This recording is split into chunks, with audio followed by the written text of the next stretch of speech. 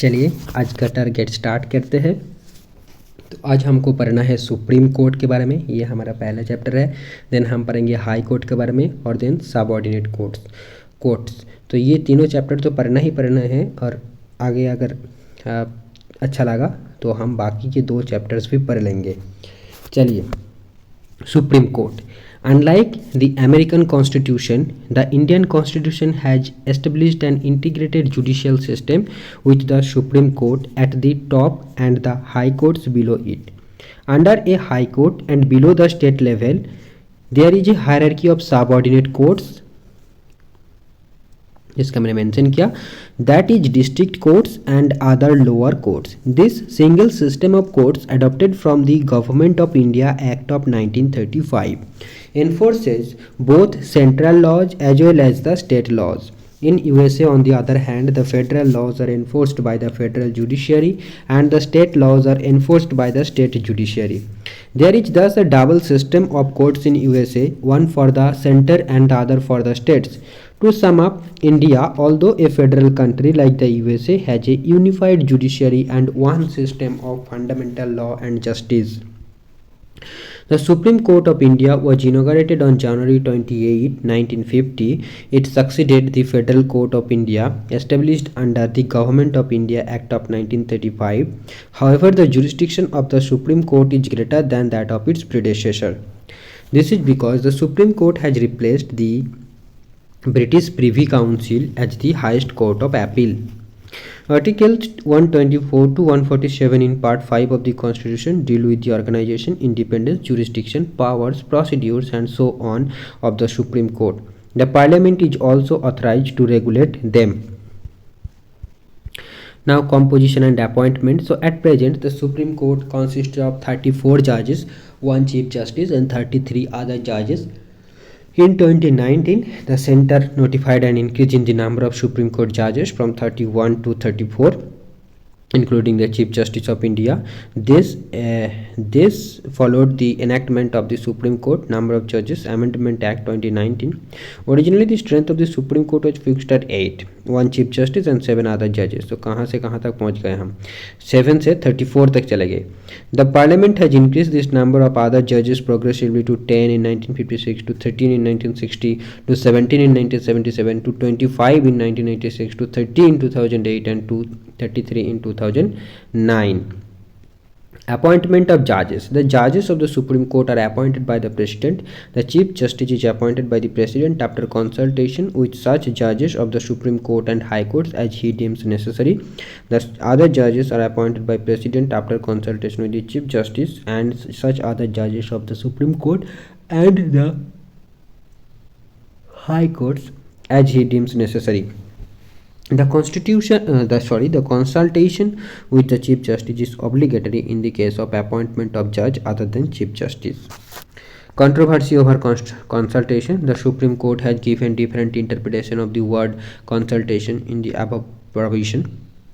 In the first judge's case, 1982, the court held that Constitution does not mean concurrence and it only implies exchange of views. But in the second judge's case, 1993, the court reversed its earlier ruling and changed the meaning of the word consultation to concurrence. Hence, it ruled that the advice tendered by the Chief Justice of India is binding on the President in the matters of appointment of judges of the Supreme Court, but the Chief Justice would tender his advice on the matter after consulting 2 of his senior-most colleagues. Similarly, in the third judge's case, 1998, the court opined that the consultation process to be adopted by the Chief Justice of India requires consultation of plurality judges. The sole opinion of the Chief Justice of India does not constitute the consultation process. He should consult a collegium of 4 senior-most judges of the Supreme Court, and even if 2 judges give an adverse opinion, he should not send the recommendation to the government. The court held that the recommendation made by the Chief Justice of India without complying with the norms and requirements of the consultation process are not binding on the government. The 99th Constitutional Amendment Act of 2014 and the National Judicial Appointments Commission Act of 2014 have replaced the collegium system of appointing judges to the Supreme Court and High Courts with a new body called the National Judicial Appointments Commission. However, in 2015, the Supreme Court has declared both the 99th Constitutional Amendment as well as the NJAC Act as unconstitutional and void. Consequently, the earlier collegium system became operative again. This verdict was delivered by the Supreme Court in the 4th Judges Case 2015. The court opined that the new system NJAC would affect the independence of the judiciary. Appointment of Chief Justice from 1950 to 1973. The practice has been to appoint the senior-most judge of the Supreme Court as the Chief Justice of India. This established convention was violated in 1973 when A.N. Rai was appointed as the Chief Justice of India by superseding 3 senior judges. Again in 1977, M.U. Peg was appointed as the Chief Justice of India by superseding the then senior-most judge. This discretion of the government was curtailed by the Supreme Court in the 2nd Judges Case 1993, in which the Supreme Court ruled that the senior-most judge of the Supreme Court should alone be appointed to the office of the Chief Justice of India. Qualifications, oath and salaries. Qualifications of judges. A person to be appointed as a judge of the Supreme Court should have the following qualifications: a citizen of India, then he should have been a judge of High Court or High Courts in succession for 5 years, or he should have been an advocate of a High Court or High Courts in succession for 10 years, or he should be a distinguished jurist in the opinion of the President. From the above, it is clear that the Constitution has not prescribed a minimum age for appointment as a judge of the Supreme Court. हाँ, ये बात तो है, as का कोई mention नहीं है. Oath or affirmation. A person appointed as a judge of the Supreme Court before entering upon his office has to make us and subscribe an oath or affirmation before the President or some person appointed by him for this purpose. In his oath, a judge of the Supreme Court swears to bear true faith and allegiance to the Constitution of India, to uphold the sovereignty and integrity of India, to duly and faithfully and to the best of his ability, knowledge and judgment perform the duties of the office without fear or favor, affection or ill will, and to uphold the Constitution and the laws. Salaries and allowances.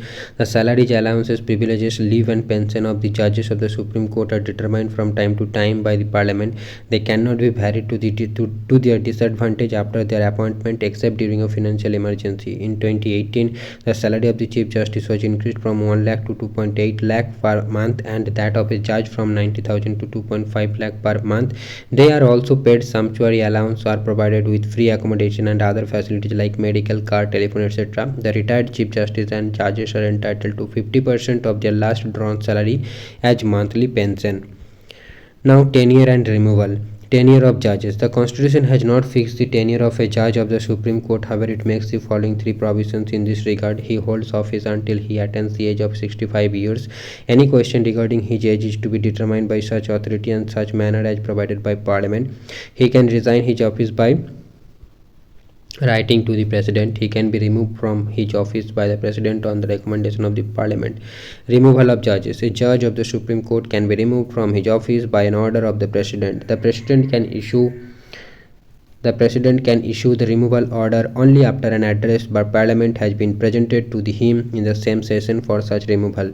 The address must be supported by a special majority of each House of Parliament, that is, a majority of the total membership of that House and a majority of not less than 2/3 of the members of that House present and voting. The grounds of removal are proved misbehavior or incapacity. The Judges Enquiry Act 1968 regulates the procedure relating to the removal of a judge of the Supreme Court by the process of impeachment. A removal motion signed by 100 members in the case of Lok Sabha or 50 members in the case of Rajya Sabha is to be given to the Speaker or Chairman. The Speaker or Chairman may admit the motion or refuse to admit it. तो ये ध्यान रखने वाली बात है कि removal motion signed by 100 members if it is in Lok Sabha and 50 members if it is in Rajya Sabha is needed. If it is admitted, then the Speaker or Chairman is to constitute a 3-member committee to investigate into the charges. The committee should consist of the Chief Justice or a judge of the Supreme Court, a Chief Justice of a High Court and a distinguished jurist. तो 3 person का committee बैठेगा. Chief justice होगा, then state का high court का chief justice होगा और एक distinguished jurist होगा. If the committee finds the judge to be guilty of misbehavior or suffering from an incapacity, the House can take up the consideration of the motion. After the motion is passed by each House of Parliament by special majority, an address is presented to the President for removal of the judge. Finally, the President passes an order removing the judge. It is interesting to note that no judge of the Supreme Court has been impeached so far. The first case of impeachment is that of Justice V. Ramaswamy of the Supreme Court. Though the inquiry committee found him guilty of misbehavior, he could not be removed as the impeachment motion was defeated in the Lok Sabha. The Congress party abstained from voting. तो ये एक ही case हुआ था जहाँ पर remove नहीं किया गया था, नहीं कर पाए, बाकी कोई केस ही नहीं बना. Now acting ad hoc and retired जजेस. Acting chief justice. The president can appoint a जज of the Supreme Court as an acting chief justice of India when the office of chief justice of India is vacant or the chief justice of India is temporarily absent और the chief justice of India is unable to perform the duties of his office. Then ad hoc जज. When there is a lack of quorum of the permanent judges to hold or continue any session of the Supreme Court, the Chief Justice of India can appoint a judge of a High Court as an ad hoc judge of the Supreme Court for a temporary period. He can do so only after consultation with the Chief Justice of the High Court concerned and with the previous consent of the President. The judge so appointed should be qualified for appointment as a judge of the Supreme Court. It is the duty of the judge so appointed to attend the sittings of the Supreme Court in priority to other duties of his office. While so attending, he enjoys all the jurisdiction, powers and privileges and discharges the duties of a judge of the Supreme Court. Then retired judge. At any time the Chief Justice of India can request a retired judge of the Supreme Court or a retired judge of the High Court who is duly qualified for appointment as a judge of the Supreme Court to act as a judge of the Supreme Court for a temporary period. He can do so only with the previous consent of the President and also of the person to be so appointed. Such a judge is entitled to such allowances as the President may determine. He will also enjoy all the jurisdiction, powers and privileges of a judge of Supreme Court, but he will not otherwise be deemed to be a judge of the Supreme Court. Seat and procedure. Seat of Supreme Court. The Constitution declares Delhi as the seat of the Supreme Court, but it also authorizes the Chief Justice of India to appoint other place or place as a seat of the Supreme Court. He can take decision in this regard only with the approval of the President. This provision is only optional and not compulsory. This means that no court can give any direction either to the President or to the Chief Justice to appoint any other place as a seat of the Supreme Court. Procedure of the court.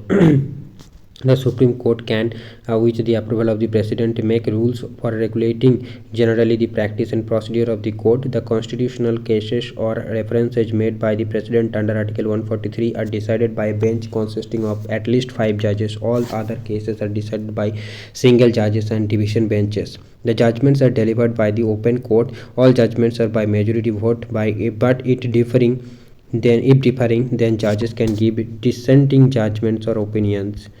Independence of Supreme Court. The Supreme Court has been assigned a very significant role in the Indian democratic political system. It is a federal court, the highest court of appeal, the guarantor of the fundamental rights of the citizens and guardian of the Constitution. Therefore, its independence becomes very essential for the effective discharge of the duties assigned to it. It should be free from the encroachments, pressures and interferences of the Executive, Council of Ministers and the Legislature, Parliament. It should be allowed to do justice without fear or favor. The Constitution has made the following provisions to safeguard and ensure the independent and impartial functioning of the Supreme Court. Mode of appointment. The judges of the Supreme Court are appointed by the President, which means the Cabinet, in consultation with the members of the judiciary itself, that is, judges of the Supreme Court and the High Courts. This provision curtails the absolute discretion of the executive as well as ensures that the judicial appointments are not based on any political or practical considerations. Security of tenure. The judges of the Supreme Court are provided with the security of tenure. They can be removed from office by the President only in the manner and on the grounds mentioned in the Constitution. This means that they do not hold their office during the pleasure of the President, though they are appointed by him. This is obvious from the fact that no judge of the Supreme Court has been removed or impeached so far. Fixed service conditions. The salaries, allowances, privileges, leave and pension of the judges of the Supreme Court are determined from time to time by the Parliament. They cannot be changed to their disadvantage after their appointment except during a financial emergency. Thus, the conditions of service of the judges of the Supreme Court remain same during their term of office. Expenses charged on consolidated fund. The salaries, allowances and pensions of the judges and the staff as well as all the administrative expenses of the Supreme Court are charged on the consolidated fund of India. Thus, they are non-votable by the Parliament, though they can be discussed by it. Conduct of judges cannot be discussed. So the Constitution prohibits any discussion in Parliament or in a state legislature with respect to the conduct of the judges of the Supreme Court in the discharge of their duties, except when an impeachment motion is under consideration of the Parliament. ban on practice after retirement. So the retired judges of the Supreme Court are prohibited from pleading or acting in any court or before any authority within the territory of India. This ensures they do not favor anyone in the hope of future favor. Power to punish or for its contempt. The Supreme Court can punish any person for its contempt, thus its actions and decisions cannot be criticized and opposed by anybody. This power is vested in the Supreme Court to maintain its authority, dignity, and honor. Freedom to appoint its staff. The Chief Justice of India can appoint officers and servants of the Supreme Court without any interference from the executive. He can also prescribe their conditions of service. Its jurisdiction cannot be curtailed. The Parliament is not authorized to curtail the jurisdiction and powers of the Supreme Court. The Constitution has guaranteed to the Supreme Court jurisdiction of various kinds. However, the Parliament can extend the same. Separation from executive. The Constitution directs the state to take steps to separate the judiciary from the executive in the public services. This means that the executive authority should not possess the judicial powers. Consequently, upon its implementation, the role of executive authorities in judicial administration came to an end. Jurisdiction and powers of Supreme Court. The Constitution has conferred a very extensive jurisdiction and vast powers on the Supreme Court. It is not only a federal court like the American Supreme Court, but also a final court of appeal like the British House of Lords, the upper house of the British Parliament. It is also the final interpreter and guardian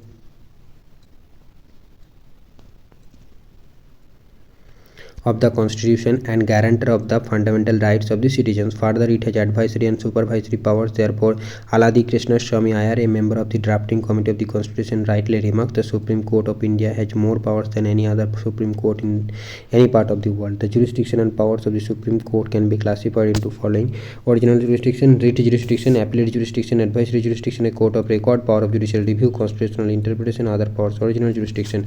As a federal court, the Supreme Court decides the disputes between different units of the Indian Federation more elaborately, and any dispute between the center and one or more states, or between the center and any state or states on one side and one or more other states on the other side, between two or more states. In the above federal disputes, the Supreme Court has exclusive original jurisdiction.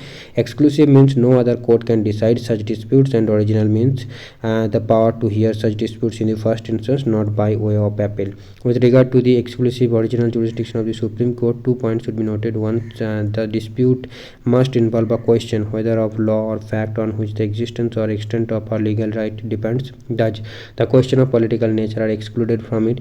2, any suit brought before the Supreme Court by a private citizen against the center or a state cannot be entertained under this. Further, this jurisdiction of the Supreme Court does not extend to the following: a dispute arising out of any pre-constitution treaty, agreement, covenant, engagement, sanad or other similar instrument; a dispute arising out of any treaty, agreement, etc., which specifically provides that the said jurisdiction does not extend to such a dispute; interstate water disputes, matters referred to the Finance Commission, adjustment of certain expenses and pensions between the center and the states, ordinary dispute of commercial nature between the center and the states, recovery of damages by a state against the center. Is a does not extend, okay, it does not include. So water dispute not included in the original jurisdiction of the Supreme Court. In 1961, the first suit under the original jurisdiction of the Supreme Court was brought by West Bengal against the center. The state government challenged the constitutional validity of the Coal Bearing Areas Acquisition and Development Act 1957 passed by the Parliament. However, the Supreme Court dismissed the suit by upholding the validity of the act.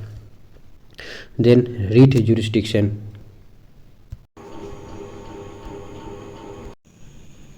Okay so ख़तरनाक पढ़ाई हो रही है। मैंने लगभग इस session को 5 hours के बाद कंटिन्यू कर रहा हूँ।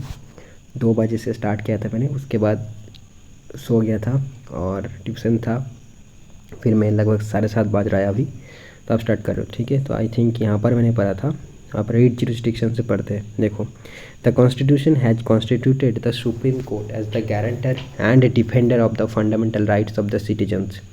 The Supreme Court is empowered to issue writs including habeas corpus, mandamus, prohibition, quo warranto, and certiorari for the enforcement of the fundamental rights of an aggrieved citizen.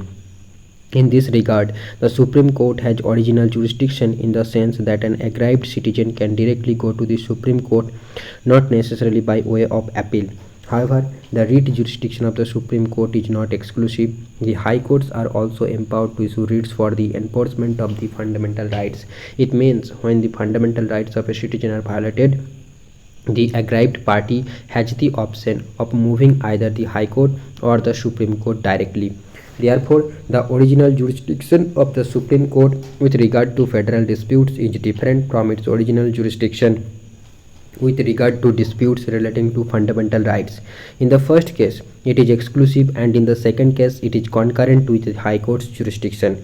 Moreover, the parties involved in the first case are units of the Federation, central and states, while the dispute in the second case is between a citizen and the government, central or state.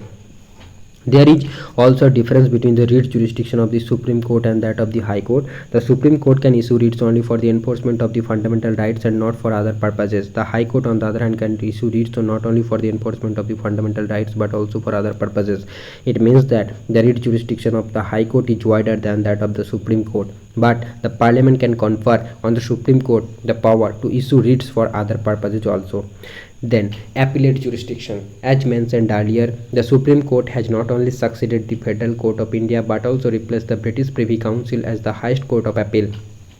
The Supreme Court is primarily a court of appeal and hears appeals against the judgments of the lower courts. It enjoys a wide appellate jurisdiction which can be classified under four heads: appeals in constitutional matters, appeals in civil matters, criminal matters, special leave. Constitutional matters. In the constitutional cases, an appeal can be made to the Supreme Court against the judgment of a High Court if the High Court certifies that the case involves a substantial question of law that requires the interpretation of the Constitution.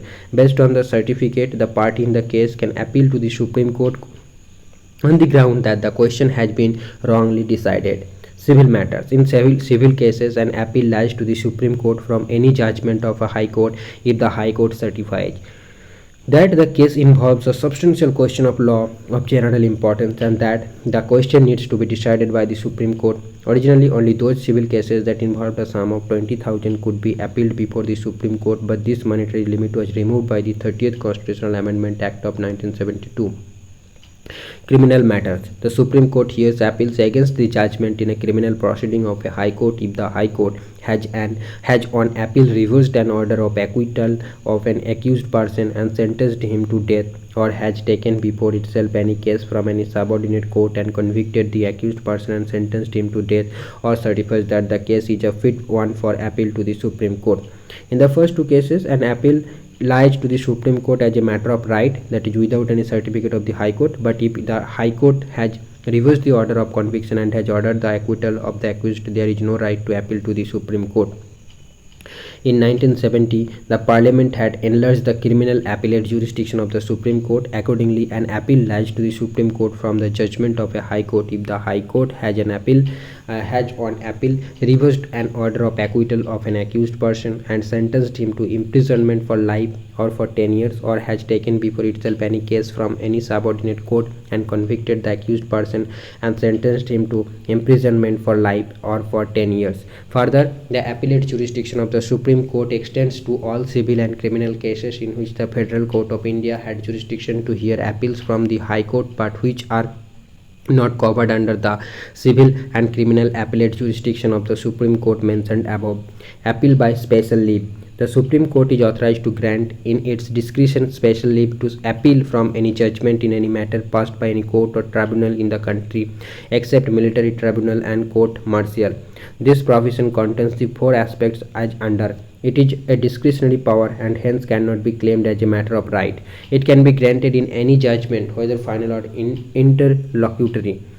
It may be related to any matter constitutional, civil, criminal, income tax, labor, revenue, advocates, etc. It can be granted against any court or tribunal and not necessarily against a High Court, of course except a military court. Thus the scope of this provision is very wide and it vests the Supreme Court with a plenary jurisdiction to hear appeals. On the exercise of this power, the Supreme Court itself held that, being an exceptional and overriding power, it has to be exercised sparingly and with caution and only in special extraordinary situations. Beyond that, it is not possible to fetter the exercise of this power by any set formula or rule. Advisory jurisdiction. The Constitution, Article 143, authorizes the President to seek the opinion of the Supreme Court in the two categories of matters on any question of law or fact of public importance which has arisen or which is likely to arise, on any dispute arising out of any pre-constitution treaty, agreement, covenant, engagement, sanad or other similar instruments.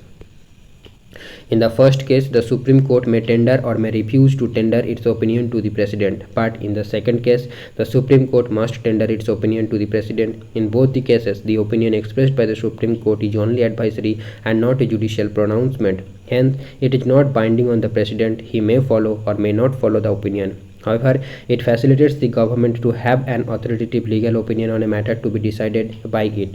So far 2019, the President has made 15 references to the Supreme Court under its advisory jurisdiction, also known as consultative jurisdiction. These are mentioned below in the chronological order.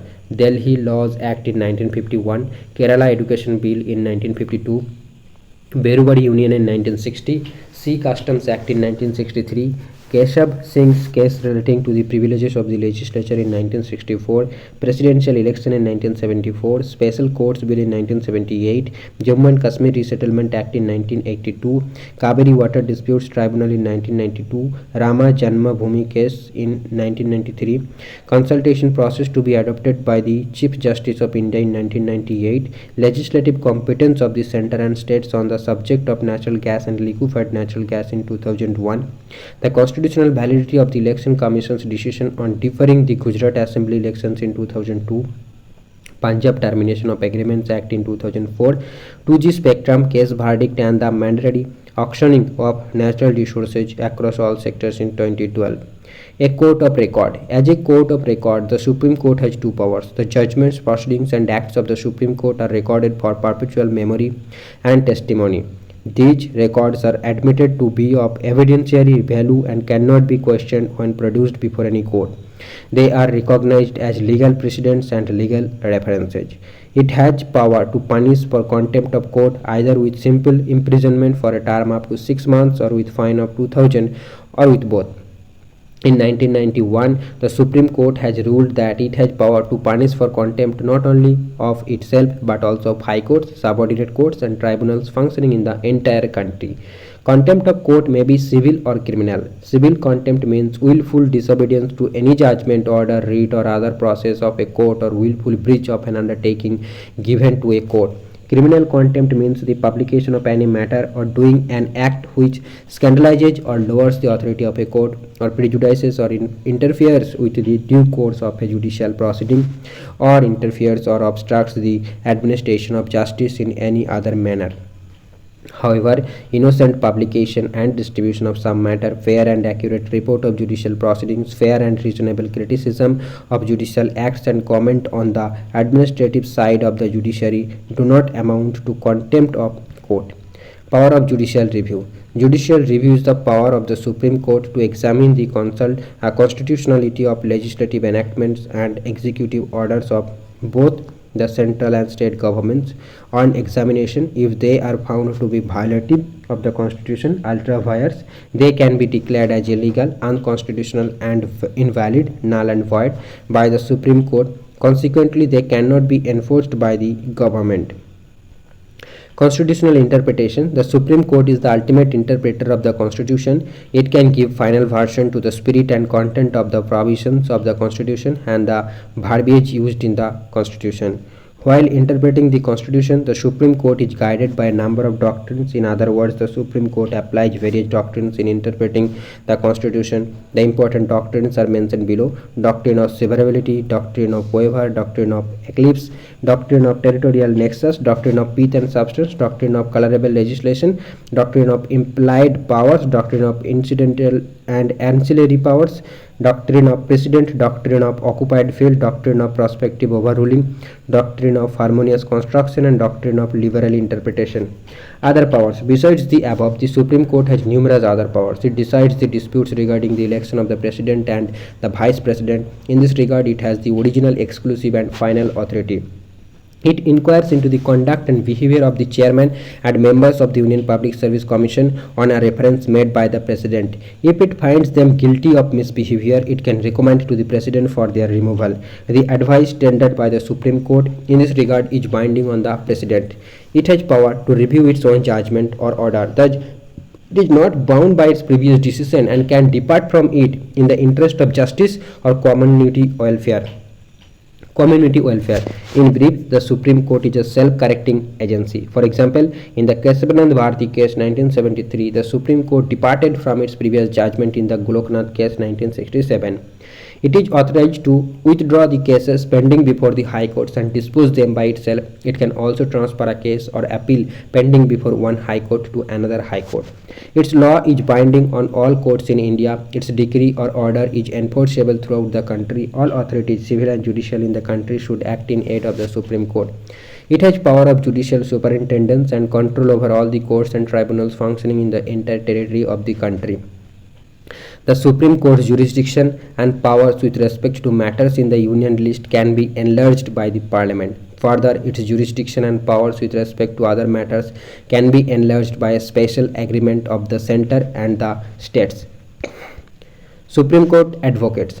Three categories of advocates are entitled to practice law before the Supreme Court. They are senior advocates.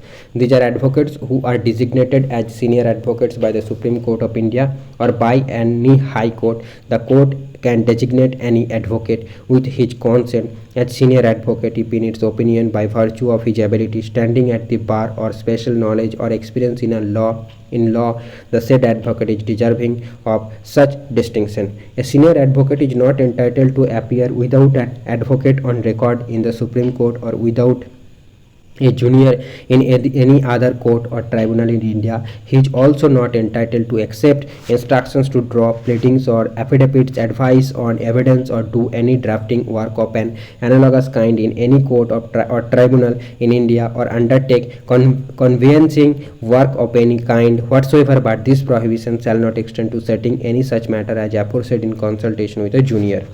Advocates on record. Only these advocates are entitled to file any matter or document before the Supreme Court. They can also file an appearance or act for a party in the Supreme Court.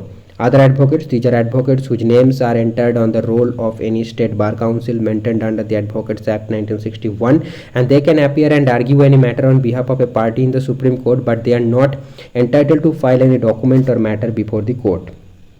Comparing Indian and American Supreme Court. So Indian Supreme Court, its original jurisdiction is confined to federal cases, whereas American Supreme Court's jurisdiction covers not only federal cases but also cases relating to naval forces, maritime activities, ambassadors, etc. Then Indian appellate jurisdiction covers constitutional, civil and criminal cases, whereas American appellate jurisdiction is confined to constitutional cases only. India has a very wide discretion to grant special leave to appeal in any matter against the judgment of any court or tribunal except military, but American has no such plenary power. India has advisory jurisdiction, America has no advisory jurisdiction. India has scope of judicial review is limited, but America's scope of judicial review is very wide. India defends rights of the citizen according to procedure established by law, but America defends rights of the citizen according to the due process of law. Then India, its jurisdiction and powers can be enlarged by Parliament. In America, its jurisdiction and powers are limited to that conferred by the Constitution. In India, has power of judicial superintendence and control over state high courts due to integrated judicial system, but America has no power due to double or separated judicial system. This is the main difference. Now, articles related to Supreme Court at a glance, तो ये हम बाद में भी देख सकते हैं, ठीक है, तो ये अभी नहीं पढ़ेंगे। चलिए, तो ये हमारा हुआ सुप्रीम कोर्ट वाला चैप्टर कंप्लीट। नेक्स्ट चैप्टर है हमारा चैप्टर नंबर 34 जो कि हाई कोर्ट के बारे में है, तो हम वहाँ जाएंगे। चलिए, तो देखिए high court.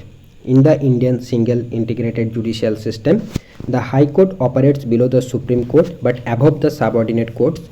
The judiciary in a state consists of a high court and a hierarchy of subordinate courts. The high court occupies the top position in the judicial administration of a state.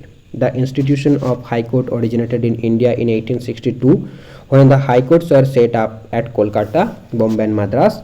In 1866 a fourth high court was established at Allahabad. In the course of time, each province in British India came to have its own high court. After 1950, a high court existing in a province became the high court for the corresponding state. The Constitution of India provides for a high court for each state, but the 7th Amendment Act of 1956 authorized the Parliament to establish a common high court for 2 or more states or for 2 or more states and a union territory. The territorial jurisdiction of a high court is coterminous with the territory of a state. Similarly, the territorial jurisdiction of a common high court is coterminous with the territories of the concerned states and union territory. At present 29 there are 25 high courts in the country, और ये 2024 में भी 25 है। मैंने आज ही एक Mrinal petal sir जो है यूट्यूब में उसका एक है पोस्ट देखा कम्युनिटी में, तो वहाँ पर मेंशन था 25 हाई कोर्ट्स है, उनमें से 4 हाई कोर्ट्स में क्या है, हिंदी लैंग्वेज जो है वो अलाउड है, तो उसके बारे में उन्होंने एक पोस्ट किया था। Out of them, only 3 high courts have jurisdiction over more than one state. Among the 9 union territories, Delhi alone has a separate high court. The union territories of Jammu and Kashmir and Ladakh have a common high court. The other union territories fall under the jurisdiction of different state high courts. The parliament can extend, तो union territories में बात करें तो सिर्फ दिल्ली का ही special high court है अलग से।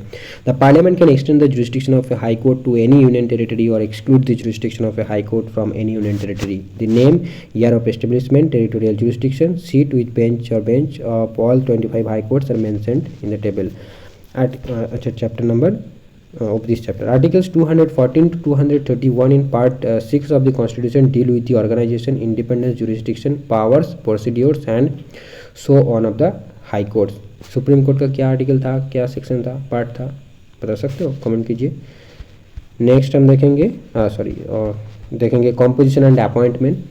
So every high court, whether exclusive or common, consists of a chief justice and such other judges as the president may from time to time deem necessary to appoint.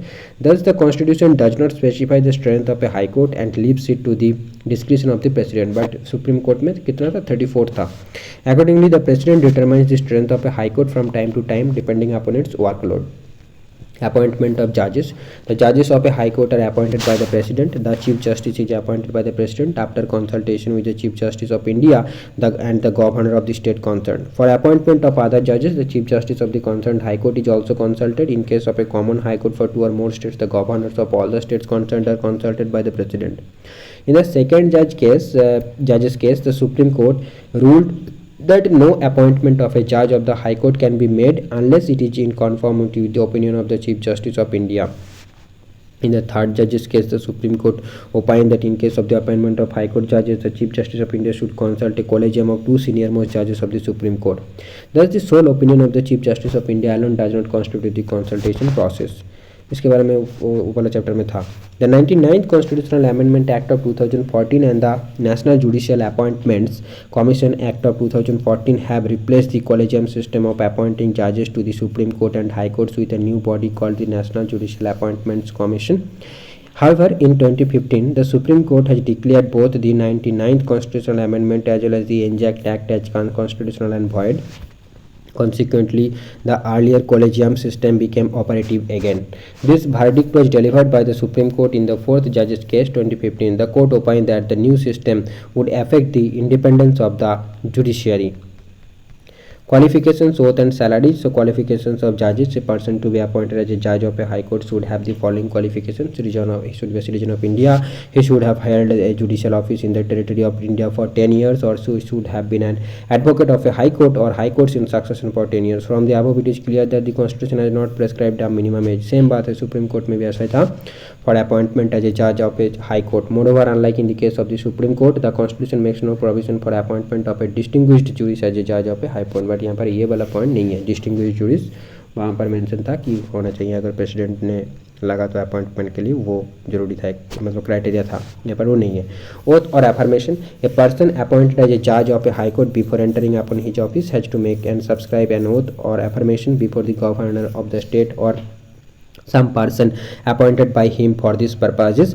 In his oath, a judge of a high court swears to bear true faith and allegiance to the Constitution of India, to uphold the sovereignty and integrity of India, to duly and faithfully and to the best of his ability, knowledge and judgment perform the duties of the office without fear or favor, affection or ill will, and to uphold the Constitution of the laws. Then salaries and allowances. The salaries, allowances, privileges, leave and pension of the judges of a high court are determined from time to time by the parliament. They cannot be varied or to their disadvantage after their appointment except during a financial emergency. In 2018, the salary of the Chief Justice was increased from 90,000 to 2.5 lakh per month and that of a judge from 80,000 to 2.5 lakh per month. कितना high, हाँ, double से भी ज़्यादा। They are also paid sumptuary allowance and provided with free accommodation and other facilities like medical, car, telephone, etc. The retired Chief Justice and judges are entitled to 50% of their last drawn salary as monthly pension. Then tenure, removal and transfer. Tenure of judges. The Constitution has not fixed the tenure of a judge of a High Court. However, it makes the following 4 provisions in this regard. He holds office until he attains the age of 62 years. Any questions regarding his age is to be decided by the President after consultation with the Chief Justice of India, and the decision of the President is final. He can resign his office by writing to the President. He can be removed from his office by the President on the recommendation of the Parliament. He vacates his office when he is appointed as judge of the Supreme Court or when he is transferred to another High Court. Removal of judges. A judge of a High Court can be removed. A judge of a High Court can be removed from his office by an order of the President. The President can issue the removal order only after an address by the Parliament has been presented to him in the same session for such removal. The address must be supported by a special majority of each House of Parliament, that is a majority of the total membership of that House and majority of not less than 2/3 of the members of that House present and voting. The grounds of removal are two proved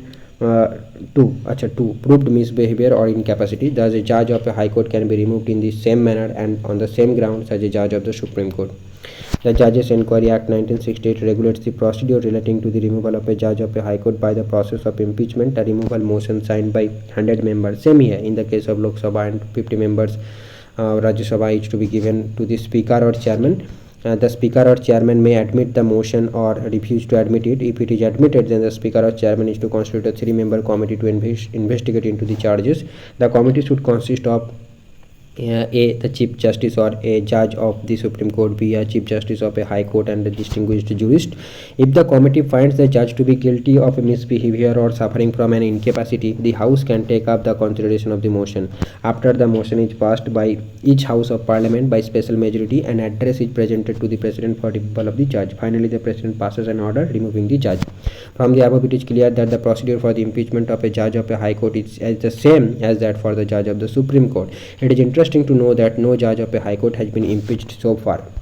Transfer of judges. The President can transfer a judge from one High Court to another after consulting the Chief Justice of India. On transfer, he is entitled to receive, in addition to his salary, such compensatory allowances as may be determined by Parliament. In 1977, the Supreme Court ruled that the transfer of High Court judges could be restored to only as an exceptional measure and only in public interest and not by way of punishment. Again, in 1994, the Supreme Court held that judicial review is necessary to check arbitrariness in transfer of judges, but only the judge who is transferred can challenge it.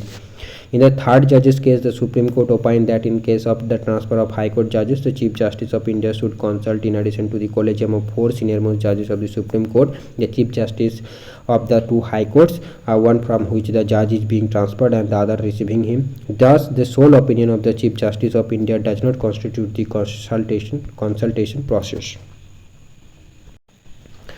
उसके बाद देखो acting, additional and retired जजेस, जो भी जजेस के type है. Acting chief justice. The president can appoint a जज of high court as an acting chief justice of the high court when the office of chief justice of the high court is vacant or the chief justice of the high court is temporarily absent. तो high court और supreme court दोनों का ही chief justice president नियुक्ति करता है.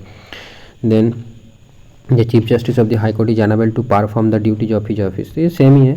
Additional and acting judges. The President can appoint duly qualified persons as additional judges of a High Court for a temporary period not exceeding 2 years when there is a temporary increase in the business of the High Court. तो additional और acting judges है for 2-year period, okay, not exceeding 2 years. So there is a temporary increase in the business of the High Court or there are arrears of work in the High Court. The President can also appoint a duly qualified person as an acting judge of a High Court when a judge of the High Court other than the Chief Justice is unable to perform the duties of his office due to absence or any other reason, or appointed to act temporarily as Chief Justice of that High Court. An acting judge holds office until the permanent judge resumes his office. However, both the additional or acting judge cannot hold office after attaining the age of 62 years. Then retired judges. At any time, the Chief Justice of a High Court of a state can request a retired judge of that High Court or any other High Court to act as judge of the High Court of that state for a temporary period. He can do so only with the previous consent of the President and also of the person to be so appointed. Such a judge is entitled to such allowances as the president may determine. He will also enjoy all the jurisdiction powers and privileges of a judge of that high court, but he will not otherwise be deemed to be a judge of that high court. Independence of High Court. The independence of High Court is very essential for the effective discharge of the duties assigned to it. It should be free from the encroachments, pressures, and interferences of the Executive, Council of Ministers, and the Legislature. It should be allowed to do justice without fear or favor. The Constitution has made the following provisions to safeguard and ensure the independent and impartial functioning of a High Court. Mode of appointment. The judges of a High Court are appointed by the President, which means the Cabinet, in consultation with the members of the judiciary itself, Chief Justice of India, the Chief Justice of the High Court. This provision curtails the absolute discretion of the executive as well as ensures that the judicial appointments are not based on any political or practical considerations. Then security of tenure. The judges of a High Court are provided with the security of tenure. They can be removed from office by the President only in the manner and on the grounds mentioned in the Constitution.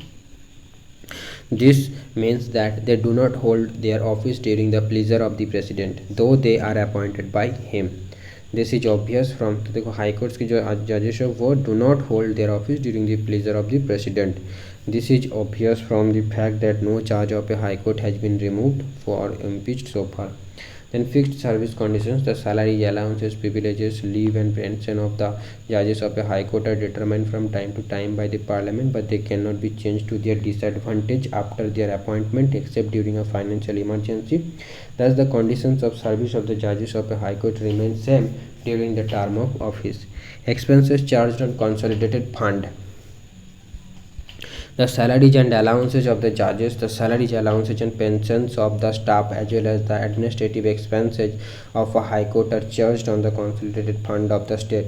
Thus they are non-votable by the state legislature, though they can be discussed by it. It should be noted here that the pension of a High Court judge is charged on the consolidated fund of India and not the state.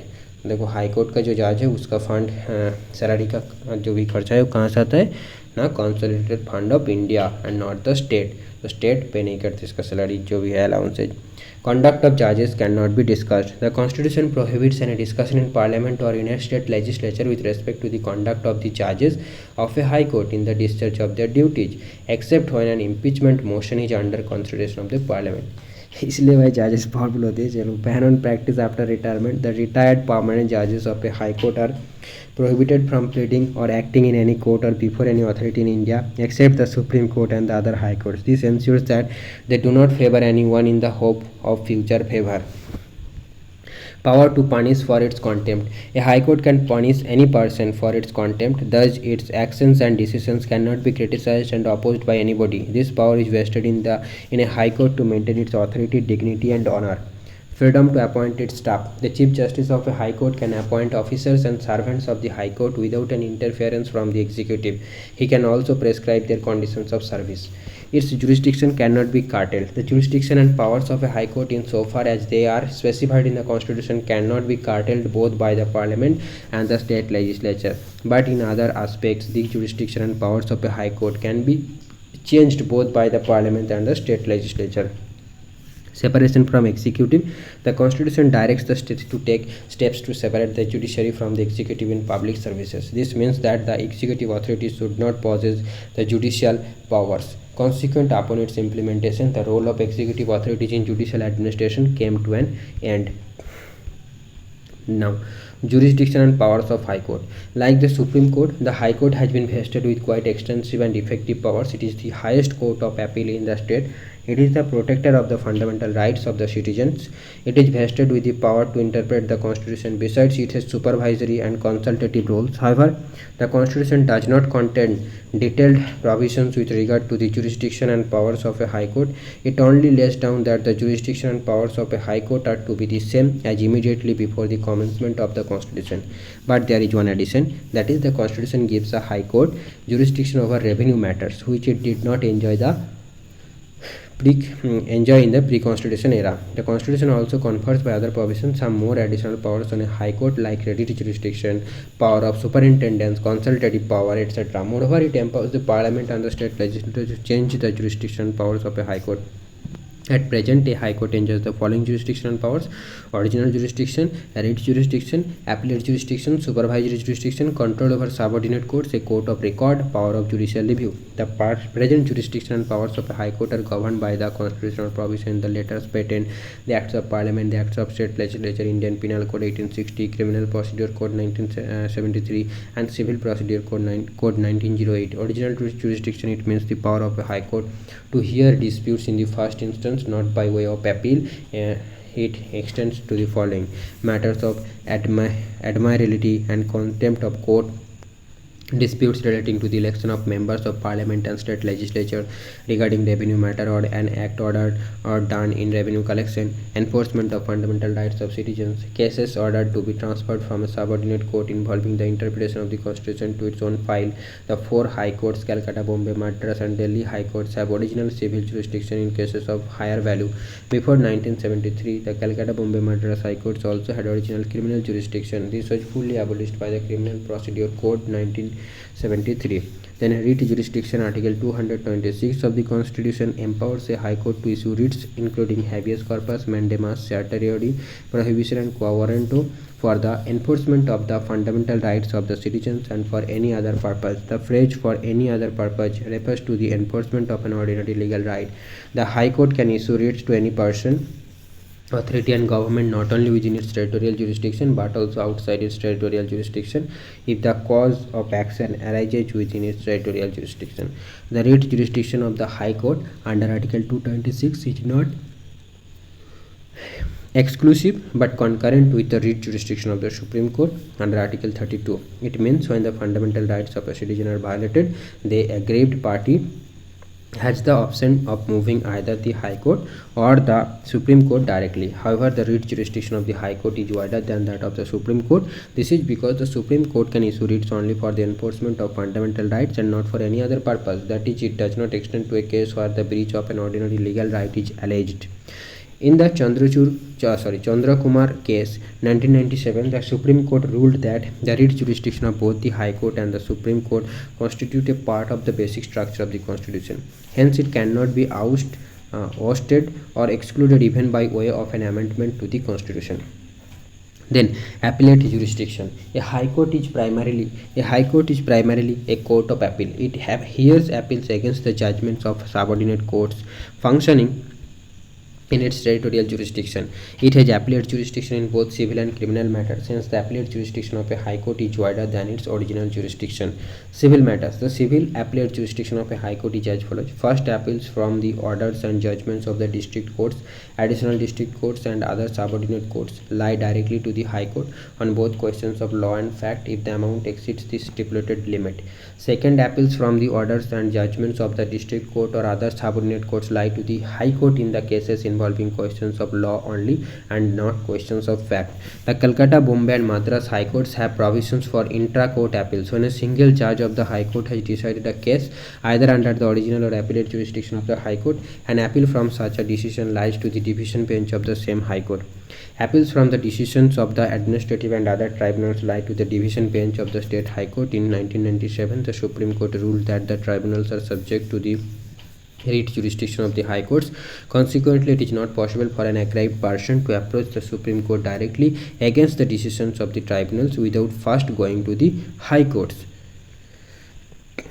Then, criminal matters. The criminal appellate jurisdiction of a High Court is as follows: appeals from the judgments of Sessions Court and Additional Sessions Court lie to the High Court if the sentence is one of imprisonment for more than 7 years. It should also be noted here that a death sentence, popularly known as capital punishment, awarded by a Sessions Court or an additional Sessions Court should be confirmed by the High Court before it can be executed, whether there is an appeal by the convicted person or not. In some cases specified in various provisions of the Criminal Procedure Code 1973, the appeals from the judgments of the Assistant Sessions Judge, Metropolitan Magistrate or other magistrates judicial lie to the High Court. Supervisory jurisdiction. A High Court has the power of superintendence over all courts and tribunals functioning in its territorial jurisdiction except military courts or tribunals, that it may call for returns from them, make and issue general rules and prescribe forms for regulating the practice and proceedings of them, prescribe forms in which books, entries and accounts are to be kept by them, and settle the fees payable to the sheriff, clerks, officers and legal practitioners of them. This power of superintendence of a high court is very broad because it extends to all courts and tribunals whether they are subject to the appellate jurisdiction of the high court or not. It covers not only administrative superintendence but also judicial superintendence. It is a revisional jurisdiction and it can be suo motu on its own and not necessarily on the application of a party. However, this power does not vest the High Court with any unlimited authority over the subordinate courts and tribunals. It is an extraordinary power and hence has to be used most sparingly and only in appropriate cases. Usually it is limited to excess of jurisdiction, gross violation of natural justice, error of law, disregard to the law of superior courts, perverse findings and manifest injustice. Control over subordinate courts. In addition to its appellate jurisdiction and supervisory jurisdiction over the subordinate courts as mentioned above, a high court has an administrative control and other powers over them. These include the following: it is consulted by the governor in the matters of appointment, posting and promotion of district judges and in the appointments of persons to the judicial service of the state other than district judges. It deals with the matters of posting, promotion, grant of leave, transfers and discipline of the members of the judicial service of the state other than district judges. It can withdraw a case pending in a subordinate court if it involves a substantial question of law that required the interpretation of the Constitution. It can then either dispose of the case itself or determine the question of law and return the case to the subordinate court with its judgment. Its law is binding on all subordinate courts functioning within its territorial jurisdiction in the same sense as the law declared by the Supreme Court is binding on all courts in India. A court of record. As a court of record, a high court has two powers. The judgments, proceedings and acts of the high courts are recorded for perpetual memory and testimony. These records are admitted to be of evidentiary value and cannot be questioned when produced before any subordinate court. They are recognized as legal precedents and legal references. It has power to punish for contempt of court either with simple imprisonment or with fine or with both. The expression contempt of court has not been defined by the Constitution. However, the expression has been defined by the Contempt of Court Act of 1971. Under this, contempt of court may be civil or criminal. Civil contempt means willful disobedience to any judgment, order, writ or other process of a court or willful breach of an undertaking given to a court. Criminal contempt means the publication of any matter or doing an act which scandalizes or lowers the authority of a court or prejudices or interferes with the due course of a judicial proceeding or interferes or obstructs the administration of justice in any other manner. However, innocent publication and distribution of some matter, fair and accurate report of judicial proceedings, fair and reasonable criticism of judicial acts and comment on the administrative side of the judiciary do not amount to contempt of court. As a court of record, a high court also has the power to review and correct its own judgment or order or decision, even though no specific power of review is conferred on it by the Constitution. The Supreme Court, on the other hand, has been specifically conferred with the power of review by the Constitution. Power of judicial review. Judicial review is the power of a high court to examine the constitutionality of legislative enactments and executive orders of both the central and state governments. On examination, if they are found to be violative of the Constitution, ultra vires, that means violative of the Constitution, they can be declared as illegal, unconstitutional and invalid, null and void by the High Court. Consequently, they cannot be enforced by the government. Though the phrase judicial review has nowhere been used in the Constitution, the provisions of Articles 13 and 226 explicitly confer the power of judicial review on a High Court. The constitutional validity of a legislative enactment or an executive order can be challenged in a High Court on the following three grounds.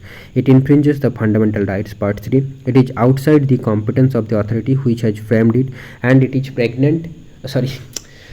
repugnant to the constitutional provisions. The 42nd Amendment Act of 1976 curtailed the judicial review power of High Court. It debarred the High Courts from considering the constitutional validity of any central law. However, the 43rd Amendment Act of 1977 restored the original position. तो यहाँ पर ये क्या वो जो था ना name and jurisdiction of high courts, तो यहाँ पर दिया गया है टेबल। देखो ये वाला जो है गुवाहाटी में, आसाम, नागालैंड, मिजोरम एंड अरुणाचल प्रदेश के एक ही हाई कोर्ट है जो कि गुवाहाटी में लोकेटेड है। ओके, ओके तो ये देखो 25 हाई कोर्ट्स है, कहाँ कहाँ है वो इसका लिस्ट यहाँ पर दिया गया है। Then articles related to High Courts यहाँ पर दिया गया है, देखो 2214 से लेकर 232 तक। इंटरप्रिटेशन रिपील्ड मतलब इसको बाद दे देगा क्या 232 को। तो ये हमारा हाई कोर्ट वाला चैप्टर ख़त्म होता है। इसके बाद जो हमको पढ़ना है वो है सबऑर्डिनेट कोर्ट्स, जो कि चैप्टर नंबर 36 है और यहाँ पर लगभग 17 पेजेस है। तो ट्राइब्यूनल्स हम उसको पढ़ने के बाद पढ़ेंगे, ठीक है। सबऑर्डिनेट कोर्ट पढ़ेंगे पहले, उसके बाद हम ये वाला पढ़ेंगे। तो ये 6 पेजेस का है, देखिए स्क्रॉल करते जाएंगे हम तो हमारा सबऑर्डिनेट कोर्ट्स आ गया, ये वाला चैप्टर, इसको पढ़ना है अब। The state judiciary consist of a high court and A hierarchy of subordinate courts also known as lower courts. The subordinate courts are so called because of their subordination to the state high court. They function below and under the high court at district and lower levels. पता नहीं क्यों इस book को इस sequence में फिर लिखा गया, तो ये तो जो लॉजिक सर ने बताया यूट्यूब में वो तो सही है कि पहले हाई कोर्ट पढ़ो, फिर पहले सुप्रीम कोर्ट पढ़ो, फिर हाई कोर्ट पढ़ो, फिर हाई कोर्ट के नीचे सबऑर्डिनेट कोर्ट है, तो सबऑर्डिनेट कोर्ट को पहले पढ़ना है। कि ट्रिब्यूनल के क्यों मतलब दे दिया सर, नहीं पता, चलो ऐसे ही लिखना था बुक को। Constitutional provisions articles 233 to 237 in part 6 of the constitution make the following provisions to regulate the organization of subordinate courts and to ensure their independence from the executive. Appointment of district judges. The appointment, posting and promotion of district judges in a state are made by the governor of the state in consultation with the high court. तो high court में कौन कह रहा था, वो president कह रहा था, बट ये जो डिस्ट्रिक्ट जजेस होगा या फिर सबऑर्डिनेट कोर्ट से डिस्ट्रिक्ट लेवल पे, वहाँ पर क्या होगा, गवर्नर अपॉइंट करेगा। A person to be appointed as district जज should have the following qualifications. He should not already be in the service of the central or the state government. He should have been an advocate or a pleader for 7 years। He should be, तो advocate के ऊपर जजेस होता है। She should B recommended by the high Court for appointment, but governor appoint करेगा और high court से इसका अपॉइंटमेंट जो है रिकमेंडेशन आना चाहिए। अपॉइंटमेंट ऑफ डिस्ट्रिक्ट जजेस, तो अच्छा 2 बार क्यों लिखा। Appointment of persons other than district जजेस to the judicial service of a state are made by the governor of the state after consultation with the state public service commissions and the high court. I think ये heading में कुछ गड़बड़ है। Control over subordinate courts. The control over district courts and other subordinate courts, including the posting, promotion, and leave of persons belonging to the judicial service of a state and holding any post inferior to the post of district judge, is vested in the high court. Interpretation. The expression district judge includes judges of a city civil court, additional district judge, joint district judge, assistant district judge, chief judge of a small cause court, chief presidency magistrate, additional chief presidency magistrate, session judge, additional session judge, and assistant session judge. कितने भाई hierarchy है। The expression judicial service means a service consisting exclusively of persons intended to fill the post of district judge and other civil judicial post inferior to the post of district judge.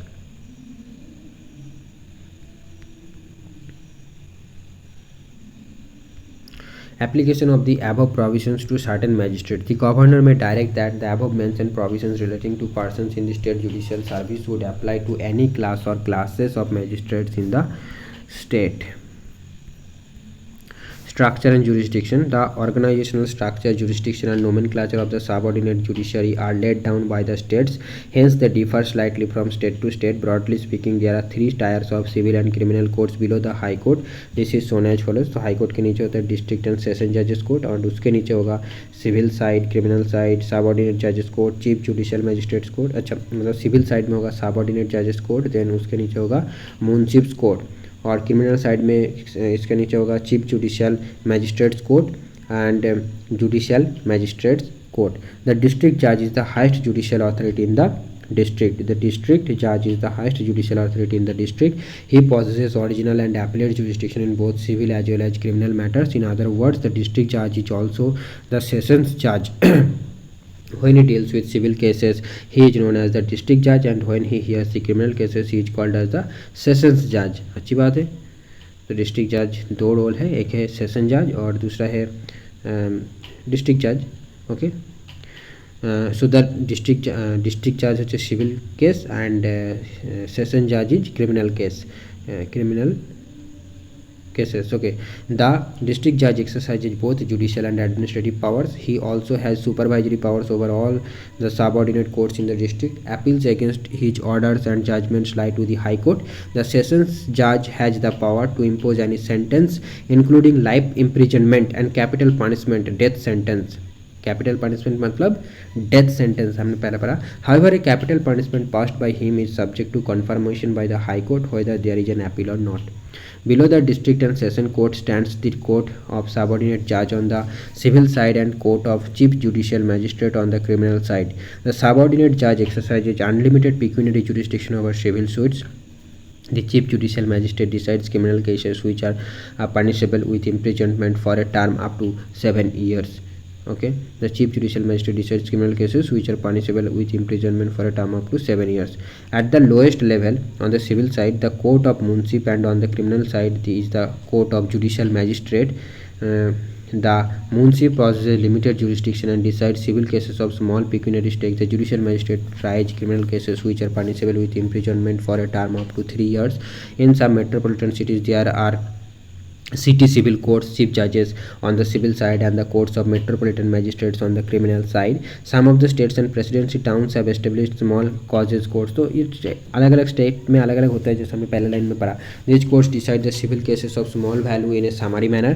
Their decisions are final, but the High Court possesses the power of revision. In some states, panchayat courts or try petty civil and criminal cases. They are variously known as न्याय पंचायत, ग्राम कचहरी, अदालती पंचायत, पंचायत अदालत and so on. ये panchayat level में भी होता है. Articles related to subordinate courts at glance. The National Legal Services Authority. Article 39A of the Constitution of India provides for free legal aid to the poor and weaker sections of the society and ensures justice for all. Articles 14 and 22(1) of the Constitution also make it obligatory for the state to ensure equality before law and a legal system which promotes justice on the basis of equal opportunity to all. In the year 1987, the Legal Services Authority Act was enacted by the Parliament, which came into force on 9th November 1995 to establish a nationwide uniform network for providing free and competent legal services to the weaker sections of the society on the basis of equal opportunity. The National Legal Services Authority (NALSA), National Legal Services Authority (NALSA), अच्छा NA मतलब national, LSA मतलब legal service authority has been constituted under the Legal Services Authorities Act 1987 to monitor and evaluate implementation of legal aid programs and to lay down policies and principles for making legal services available under the act. In every state, a state legal services authority, and in every high court, a high court legal services committee have been constituted. The district legal services authorities, taluk legal services committees have been constituted in the districts and most of the taluks to give effect to the policies and directions of the NALSA and to provide free legal services to the people and conduct lok adalats in the state. The Supreme Court Legal Services Committee has been constituted to administer and implement the legal services program insofar as it relates to the Supreme Court of India. The NALSA lays down policies, principles, guidelines and frames effective and economical schemes for the state legal services authorities to implement the legal services programs throughout the country.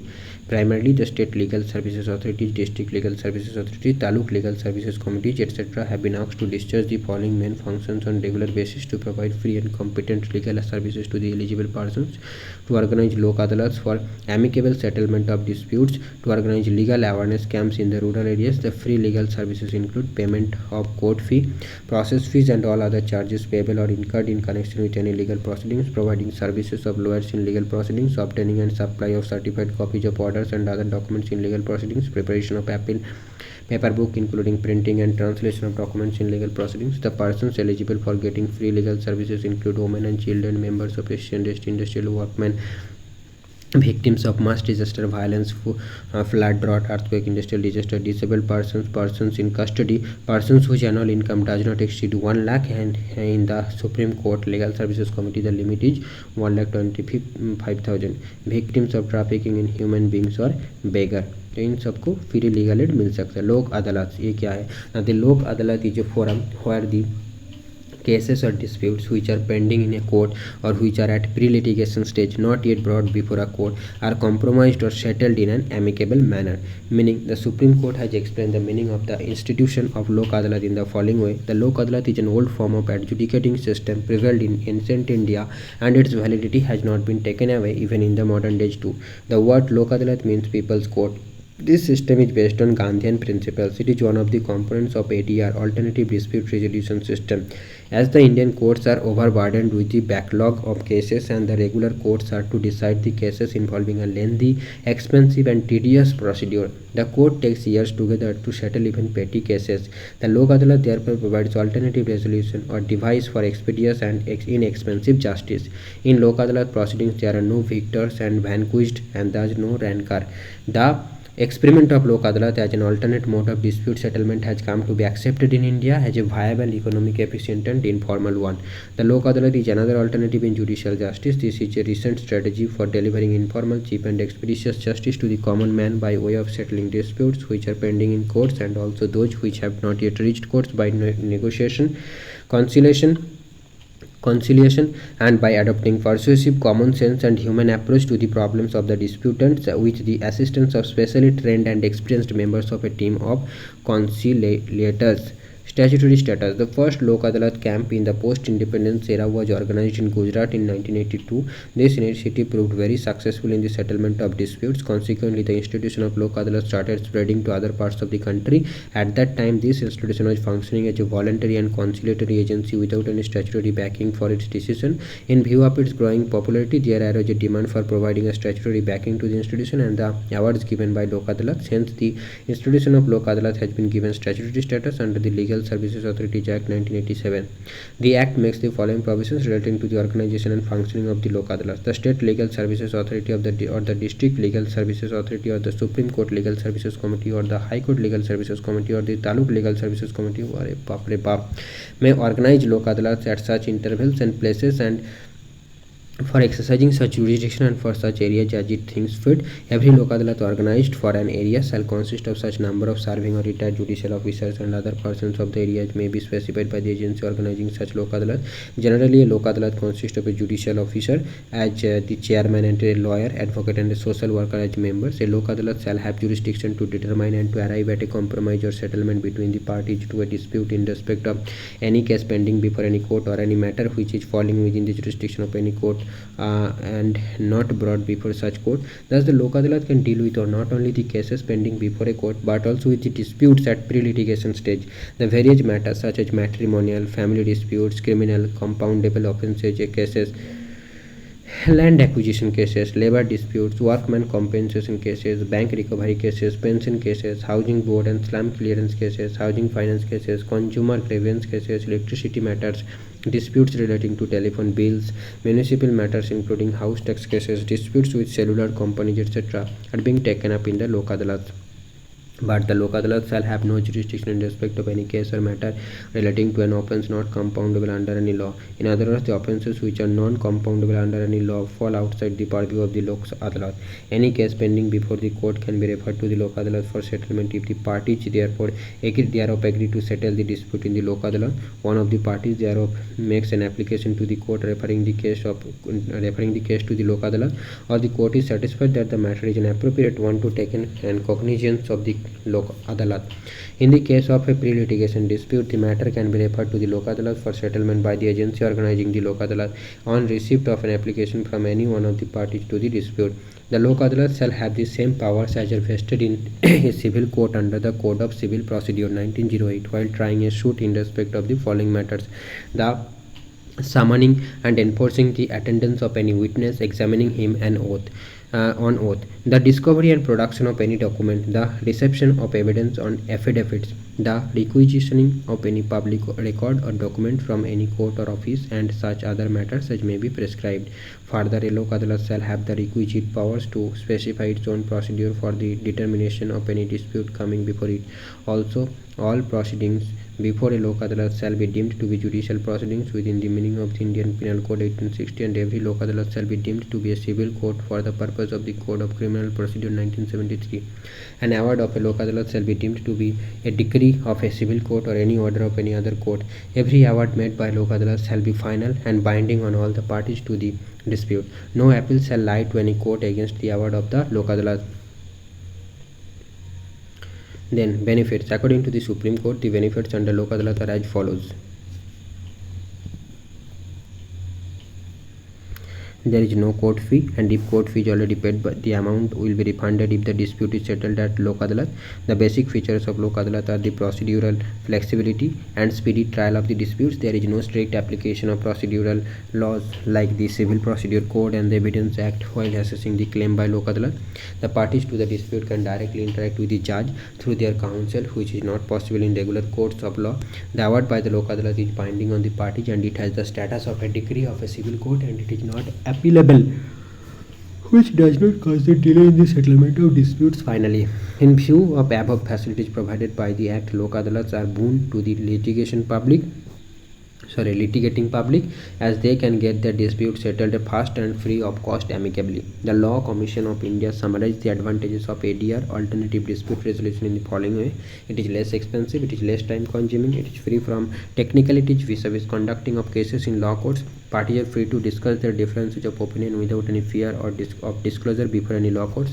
Parties have the feeling that there is no losing or winning side between them, but at the same time their grievance is redressed and their relationship is restored. Permanent Lok Adalats. The Legal Services Authorities Act 1987 was amended in 2002 to provide for the establishment of the Permanent Lok Adalats to deal with cases pertaining to the public utility services. The reasons for the establishment of Permanent Lok Adalats are as follows. The Legal Services Authorities Act 1987 was enacted to constitute legal services authorities for providing free and competent legal services to the weaker sections of the society, to ensure that opportunities for securing justice are not denied to any citizen by reason of economic or other disabilities, and to organize Lok Adalat to ensure that the operation of the legal system promotes justice on a basis of equal opportunity. The system of Lok Adalat, which is an innovative mechanism for alternative dispute resolution, has proved effective for resolving dispute in a spirit of conciliation outside the courts. However, the major drawback in the existing scheme of organization of the Lok Adalat under the said Act is that the system of Lok Adalat is mainly based on compromise or settlement between the parties. If the parties do not arrive at any compromise or settlement, the case is neither returned to the court of law, or the parties are advised to seek remedy in a court of law. This causes unnecessary delay in the dispensation of justice. If Lok Adalat are given power to decide the cases on merits in case parties fails to arrive at any compromise or settlement, this problem can be tackled to a great extent.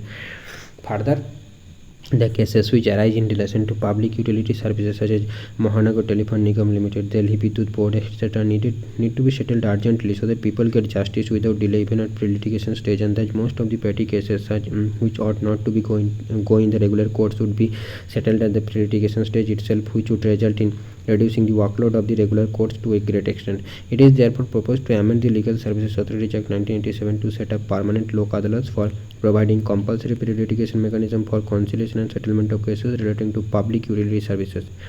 Features. The salient features of the new institution of permanent Lok Adalats are as follows.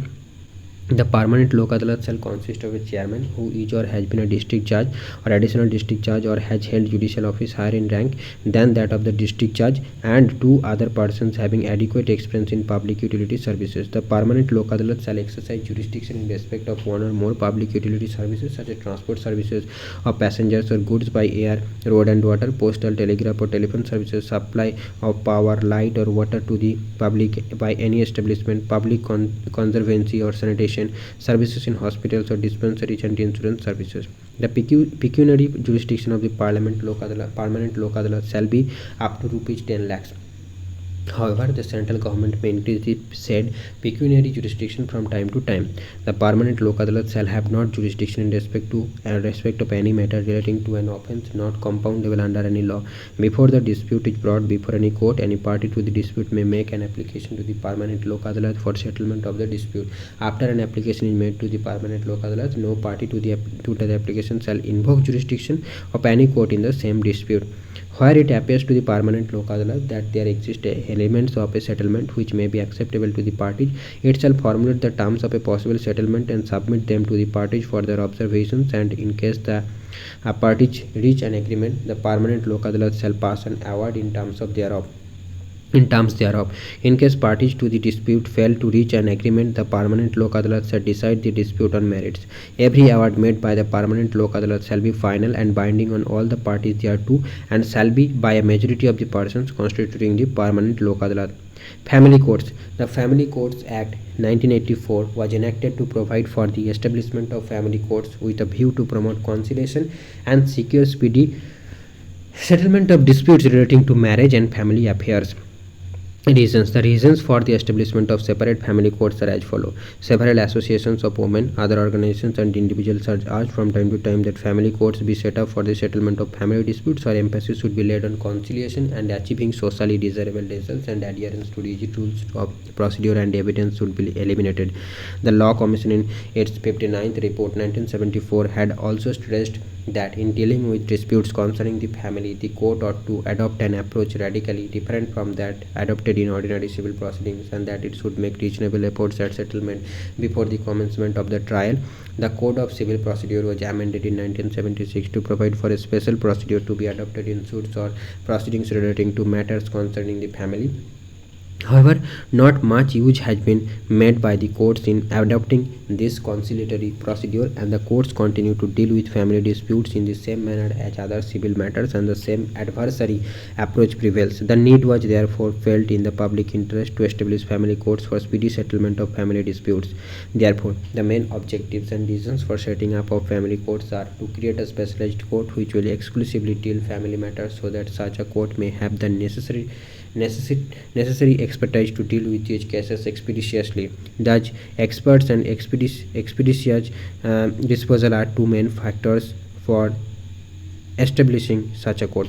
To institute a mechanism for conciliation of the disputes relating to family, to provide an inexpensive remedy, and to have flexibility and an informal atmosphere in the conducive proceedings. Features. The salient features of the Family Courts Act 1984 are as follows. It provides for the establishment of family courts by the state governments in consultation with the high courts. It makes it obligatory on the state governments to set up a family court in every city or town with a population exceeding 1 million. It enables the state governments to set up family courts in other areas also if they deem it necessary. It exclusively provides within the jurisdiction of the family courts that the matters relating to matrimonial relief, including nullity of marriage, judicial separation, divorce, restitution of conjugal rights, or declaration as to validity of marriage or as to the matrimonial status of any person, the property of the spouses or of either of them, declaration as to the legitimacy of any person, guardianship of a person or the custody of any minor, and maintenance of wife, children and parents. It makes it obligatory on the part of the family court to endeavor in the first instance to effect a reconciliation or a settlement between the parties to a family dispute. During this stage, the proceedings will be formal and rigid rules of procedure shall not apply. It provides for the association of social welfare agencies, counselors, etc. during conciliation stage, and also to secure the service of medical and welfare experts. It provides that the parties to a dispute before a family court shall not be entitled as of right to be represented by legal practitioner. However, the court may, in the interest of justice, seek assistance of a legal expert as amicus curiae. It simplifies the rules of evidence and procedures so as to enable a family court to deal effectively with a dispute. It provides for only one right of appeal, which shall lie to the High Court. It provides for only one right of appeal which shall lie to the High Court. मतलब बहुत सारे इससे मेरे को समझ में नहीं आ रहा भाई. Then Gram Nyayalaj. The Gram Nyayalaj Act 2008 has been enacted to provide for the establishment of the Gram Nyayalaj at the grassroots level for the purposes of providing access to justice to the citizens at their doorsteps, and to ensure that opportunities for securing justice are not denied to any citizen due to social, economic or other disability reasons. The reasons for the establishment of Gram Nyayalaj are as follows. Access to justice by the poor and disadvantaged remains a worldwide problem despite diverse approaches and strategies that have been formulated and implemented to address it. In our country, Article 39A of the Constitution directs the state to secure that the operation of the legal system promotes justice on a basis of equal opportunity, and shall provide free legal aid to ensure that opportunities for securing justice are not denied to any citizen by reason of economic or other disabilities. In the recent past, the government has taken various measures to strengthen judicial system inter alia by simplifying the procedural laws, incorporating various alternative dispute resolution mechanisms such as arbitration, conciliation and mediation. conducting of lok adalats, etc. These measures are required to be strengthened further. The Law Commission of India, in its 114th report on Gram Nyayalaj, suggested establishment of Gram Nyayalaj so that speedy, inexpensive, and substantial justice could be provided to the common man. The Gram Nyayalaj Act 2008 is broadly based on the recommendations of the Law Commission. Justice to the poor at their doorstep is a dream of the poor. Setting up of Gram Nyayalaj in the rural areas would bring to the people of rural areas speedy, affordable, and substantial justice. Features: the salient features of the Gram Nyayalaj Act are as follows. The Gram Nyayalaj shall be court of judicial magistrate of the first class, and its presiding officer Nyayadhikari shall be appointed by the state government in consultation with the High Court. तो judicial magistrate ये तो DM है ना, district magistrate वही है क्या, ये अलग है? डेफिनेटली अलग है। आई थिंक जुडिशियल मैजिस्ट्रेट है, वो डीएम है, डिस्ट्रिक्ट मैजिस्ट्रेट। द ग्राम न्यायालय shall be established for every panchayat at intermediate level or a group of contiguous panchayats at intermediate level in a district, or where there is no panchayat at intermediate level in any state, for a group of contiguous panchayats. The Nyayadhikaris who will preside over these Gram Nyayalaj are strictly judicial officers. देखो judicial officers होंगे and will be drawing the same salary, delivering the same powers as first class magistrate working under high courts. The Gram Nyayalaya shall be a mobile court and shall exercise the powers of both criminal and civil courts. The seat of the Gram Nyayalaya will be located at the headquarters of the intermediate panchayat. They will go to villages, work there, and dispose of the cases. The Gram Nyayalaya shall try criminal cases, civil suits, claims, or disputes which are specified in the first schedule and the second schedule to the Act. The central as well as the state governments have been given power to amend the first schedule and second schedule of the Act as per their respective legislative competence. The Gram Nyayalaya shall follow summary procedure in criminal trial. The Gram Nyayalaya shall exercise the powers of a civil court with certain modifications and shall follow the special procedure as provided in the Act. The Gram Nyayalaya shall try to settle the disputes as far as possible by bringing about conciliation between the parties, and for this purpose it shall make use of the conciliators to be appointed for this purpose. The judgment and order passed by the Gram Nyayalaya shall be deemed to be a decree and to avoid delay in its execution. The Gram Nyayalaya shall follow summary procedure for its execution. The Gram Nyayalaya shall not be bound by the rules of evidence provided in the Indian Evidence Act 1872, but shall be guided by the principles of natural justice and subject to any rule made by the High Court. Appeal in criminal cases shall lie to the Court of Session, which shall be heard and disposed of within a period of 6 months from the date of filing of such appeal. Appeal in civil cases shall lie to the District Court, which shall be heard and disposed of within a period of 6 months from the date of filing of the appeal. A person accused of an offence may file an application for plea bargaining. Establishment. The central government has decided to meet the non-recurring expenditure on the establishment of this Gram Nyayalaya subject to a ceiling of 18 lakh, out of which 10 lakhs are each for construction of the court, 5 lakh for the vehicle, and 3 lakh for office equipment. More than 5,000 Gram Nyayalayas are expected to be set up under the Act, for which the central government would provide about 1400 crores by way of assistance to the concerned state or union territory. Under the Gram Nyayalaya Act 2008, it is for the state governments to establish Gram Nyayalaya in consultation with the respective high courts. Majority of states have now set up regular courts at taluk level. Further reluctance of police officials and other state functionaries to invoke jurisdiction of Gram Nyayalaya, lukewarm response of the bar, non-availability of notaries and stamp vendors, problem of concurrent jurisdiction of regular courts are other issues indicated by the states which are coming in the way of operationalization of the Gram Nyayalaya. The issues affecting operationalizing of the Gram Nyayalaya are discussed in the Conference of Chief Justices of High Courts and Chief Ministers of the states in April 2013. It was decided in the conference that the state government and High Courts should decide the question of establishment of Gram Nyayalaya wherever feasible, taking into account their local problems. The focus is on setting up Gram Nyayalaya in the talukas where regular courts have not been set up. तो ये हमारा हो गया ये वाला subordinate courts वाला chapter. Next हमारा है ट्राइब्यूनल्स, ठीक है, जो कि 6 पेजेस का है, तो वो वाला हम पढ़ लेंगे और इस वीडियो को स्टॉप करेंगे।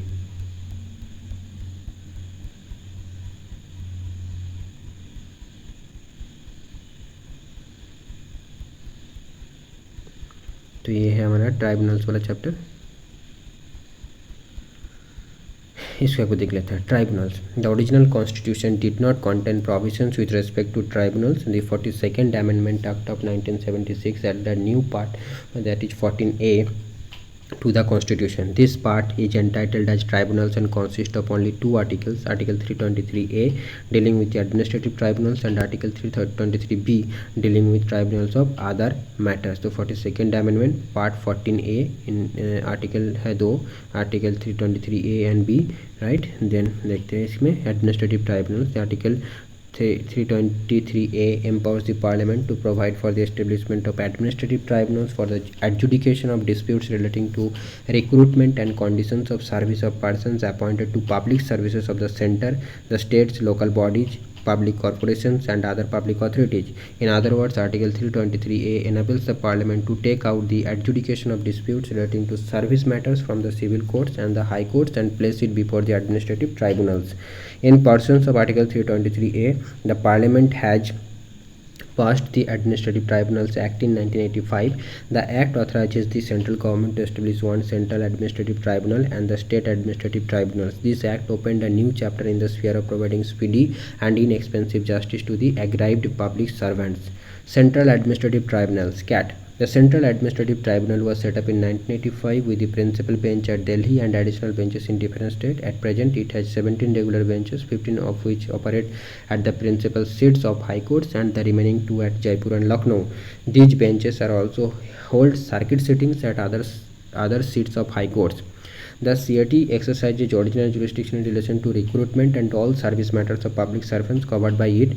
So tribunal is basically for public servants. Its jurisdiction extends to the all India services, the central civil services, civil post under the center and civilian employees of defense services. However, the members of the defense forces, officers and servants of the Supreme Court and the secretarial staff of the parliament are not covered by it. Okay, तो defence force, then supreme court के जो servants होंगे, the secretarial staff of parliament are not covered by it. The CAT is a multi member body consisting of a chairman and members. Originally the CAT consisted of a chairman, vice chairman and members. Later in 2006 the provision of the for the vice chairman was removed by the Administrative Tribunals Amendment Act 2006. Hence there are now no vice chairman in the CAT. At present 2019 the sanction strength of the chairman is 1 and sanction strength of the members is 65. They are drawn from both judicial and administrative streams and are appointed by the president. यहाँ पर देखो tribunals में जो भी appoint होते हैं वो president के द्वारा किया जाता है. They hold office for a term of 5 years और until they attain the age of 65 years in case of chairman and 62 years in case of members, whichever is earlier. The appointment of members in CAT is made on the basis of recommendations of High Court Selections Committee chaired by a sitting judge of Supreme Court who is nominated by the Chief Justice of India. ठीक है, तो यहाँ का the appointment of members in seat is made on the basis of recommendations of high court selection committee chaired by sitting जज of supreme court which is nominated by the chief justice of India. After obtaining the concurrence of Chief Justice of India, appointments are made with the approval of Appointments Committee of the Cabinet. The CAT is not bound by the procedure laid down in the Civil Procedure Code of 1908. It is guided by the principles of natural justice. These principles keep the CAT flexible in approach. Only a nominal fee of 50 is to be paid by the applicant. The applicant may appear either in person or through a lawyer. Originally, appeals against the orders of the CAT would be made only in the Supreme Court and not in the High Courts. However, in the Chandra Kumar case 1997, the Supreme Court declared this restriction on the jurisdiction of the High Courts as unconstitutional, holding that judicial review is a part of the basic structure of the Constitution. It laid down the appeals against the orders of the CAT shall lie before the division bench of the concerned High Court. Consequently, now it is not possible for an aggrieved public servant to approach the Supreme Court directly against an order of the CAT without first going to the concerned High Court. State Administrative Tribunals. The Administrative Tribunals Act of 1985 empowers the central government to establish the state administrative tribunals on specific request of the concerned state governments. अगर state government को request करना पड़ेगा central में, तब जाके state administrative tribunal बनेगा. So for 2019 the SAT have been set up in the 9 states of Andhra Pradesh, Himachal Pradesh, Orissa, Karnataka, Madhya Pradesh, Maharashtra, Tamil Nadu, West Bengal and Kerala. इन 9 states में स्टेट एडमिनिस्ट्रेटिव ट्राइब्यूनल्स है, स्टेट administrative tribunals है. However, the Madhya Pradesh, Tamil Nadu and Himachal Pradesh tribunals have since been abolished. But उसके बाद ये तीनों state के abolish कर दिया गया. But subsequently the Himachal Pradesh re-established the SAT and the state of Tamil Nadu has also requested now to re-establish the same. फिर से रिक्वेस्ट किया है। Further the state government of Haryana has requested to establish is set for the state. On the other hand the state government of Odisha has submitted a proposal for abolition of Odisha Administrative Tribunal. Like the CAT and the SAT exercise original jurisdiction in relation to recruitment and all service matters of state government employees.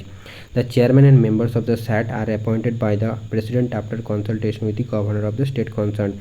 The act also makes a provision for setting up of joint administrative tribunal for 2 or more states. A JAT exercises all the jurisdictional powers exercisable by the administrative tribunals for such states. The chairman and members of a JAT are appointed by the president after consultation with the governors of the concerned states. Tribunals for other matters. Under Article 323b, the Parliament and the state legislatures are authorized to provide for the establishment of tribunals for the adjudication of disputes relating to the following matters: taxation, foreign exchange, import and export, industrial and labor, land reform, ceiling on urban property, elections to Parliament and state legislature, foodstuff, rent and tenancy rights. Article 323a and 323b differs in the following three aspects. While Article 323a contemplates establishment of tribunals of public service matters only, Article 323b contemplates establishment of tribunals for certain other matters mentioned above. While tribunals under Article 323a can be established only by Parliament, tribunals under Article 323b can be established both by Parliament and the state legislative state legislature with respect to matters falling within their legislative competence. Under Article 323a, only one tribunal for the centre and one for each state or 2 or more states may be established. There is no question of hierarchy of tribunals, whereas under Article 323b, a hierarchy of tribunals may be created. In Chandrakumar case, the Supreme Court declared those provisions of those 2 articles which excluded the jurisdiction of the High Courts of the and of the Supreme Court as unconstitutional. Hence, the judicial remedies are now available against the order of these tribunals. Name and jurisdiction of benches of CAT: Principal Bench Delhi, Allahabad Bench, Lucknow Bench, Cuttack Bench, Hyderabad Bench. तो इतने सारे benches है, इतने सारे जगह में ये सारे है. Circuit settings of benches of CAT ये सारे जगह में है. अब देखो आर्टिकल है, 2 ही आर्टिकल है इसके बारे में, ट्राइब्यूनल्स के बारे में. एक है 323a जो कि एडमिनिस्ट्रेटिव ट्राइब्यूनल्स है एंड 323b जो कि ट्राइब्यूनल्स फॉर अदर मैटर्स के लिए है. तो ये हमने लगभग कितने पेजेस पर लिया आज, मतलब इस वीडियो में आपका 45 देन 50 60 50 60 65 67 68 पेजेस की तरह कवर हो गया. बाकी मैंने सोचा था कि और एक चैप्टर कवर करेंगे जो कि लोकपाल एंड लोकायुक्त, तो 14 पेजेस का है, तो वो मैं नहीं कवर पा रहा हूँ इस वीडियो में. तो आप देख सकते हो कि 1.5 घंटे ही पढ़े हैं मैंने, है ना. तो इसके अंदर 60 पेजेस, तो अगर मैंने वीडियो को 2 आवर्स बनाएंगे तो लगभग ये 80 पेजेस तक कवर हो ही जाएंगे. ठीक, तो हम कल से इसको कोशिश करेंगे. तो एक चैप्टर रह गया. चलिए, थैंक यू.